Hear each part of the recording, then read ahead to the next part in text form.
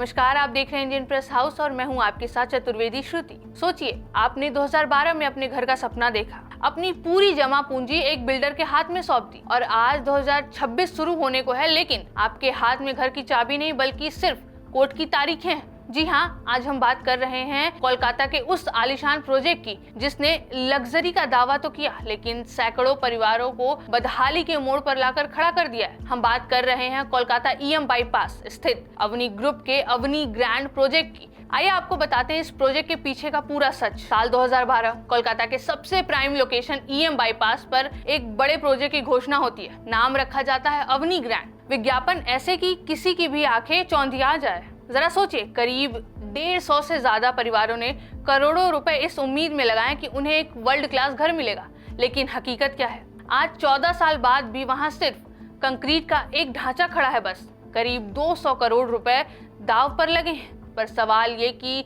आखिर ये पैसा गया कहाँ?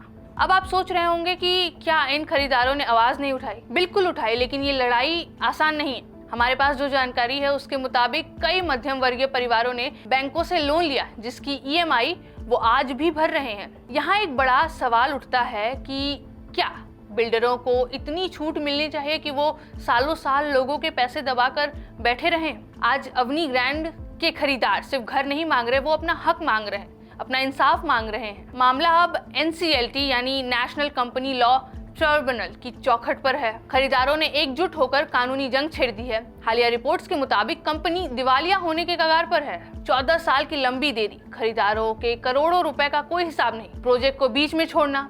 खरीदारों की अब एक ही मांग है, या तो कोई नया डेवलपर इस प्रोजेक्ट को पूरा करे या फिर उन्हें उनके पैसे का पूरा हिसाब मिले। लेकिन क्या प्रशासन सो रहा है? पश्चिम बंगाल में जहां रियल एस्टेट को लेकर इतने नियम बने, वहां अवनी ग्रैंड जैसे प्रोजेक्ट्स आखिर सिस्टम की आंखों में धूल झोंकने में कैसे कामयाब रहे? उन बुजुर्गों का क्या जिन्होंने अपनी रिटायरमेंट की पूंजी इस उम्मीद में लगा दी कि बुढ़ापे में उनका अपना घर होगा? कई खरीदार तो इंसाफ का इंतजार करते करते दुनिया से चले गए। उनका गुनहगार कौन है? ये लड़ाई सिर्फ अवनी ग्रैंड की नहीं, ये हर उस खरीदार की है जो बिल्डर माफियाओं के चंगुल में फंसा है। पर आखिर में सवाल सिर्फ एक बिल्डर की नीयत का नहीं, सवाल उस पूरे सिस्टम का है जो इन रसूखदारों को पनाह देता है। आप क्या सोचते हैं इस पूरे मामले में?